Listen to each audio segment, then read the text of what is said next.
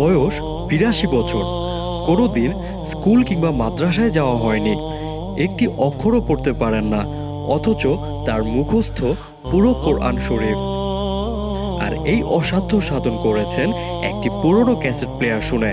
টানা ১০ বছরে মুখস্থ করে ফেলেন পবিত্র কোরআনের ৬,২৩৬টি আয়াত।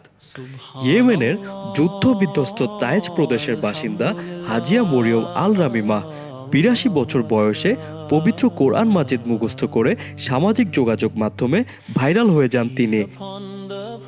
জানা গেছে, জীবনে কখনো প্রাতিষ্ঠানিক শিক্ষার সুযোগ পাননি হাজিয়া মরিয়ম। ছিল না কোনো অক্ষর জ্ঞান, তবুও বুকের ভেতর ছিল এক অদম্য স্বপ্ন, একদিন তিনি হবেন কোরআনের হাফেজা। ২০০৬ সালে ৬০ বছর বয়সে পবিত্র কোরআন মুখস্থ করার স্বপ্ন নিয়ে এক অসাধারণ যাত্রা শুরু করেন অক্ষরজ্ঞানহীন মরিয়ম। সেই যাত্রার সঙ্গী ছিল একটি পুরনো ক্যাসেট প্লেয়ার। সেখানে বারবার শুনতেন খ্যাতিমানকারী শায়েখ ফারেজ আব্বাদের কোরআন তেলাওয়াত।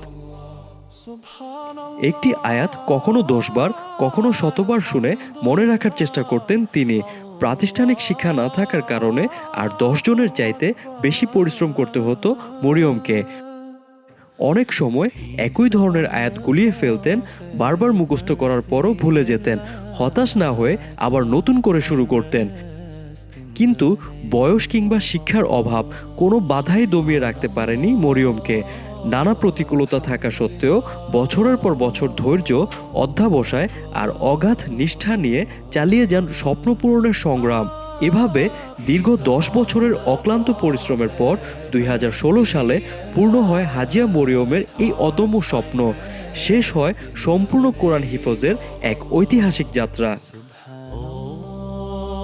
হাজিয়া মরিয়মের এই অর্জন কেবল ব্যক্তিগত সাফল্যের গল্প নয়, বরং অধ্যবসায়, আত্মবিশ্বাস ও ধর্মীয় অনুরাগের এক অনুপ্রেরণাদায়ী উদাহরণ। বয়স কিংবা প্রাতিষ্ঠানিক শিক্ষার সীমাবদ্ধতা যে মানুষের স্বপ্ন পূরণের পথে বাধা হতে পারে না, হাজিয়া মরিয়ম আল রামিমা তার এক উজ্জ্বল দৃষ্টান্ত। ফারহান কবির, ডেস্ক রিপোর্ট, হ্যালো বাংলাদেশ।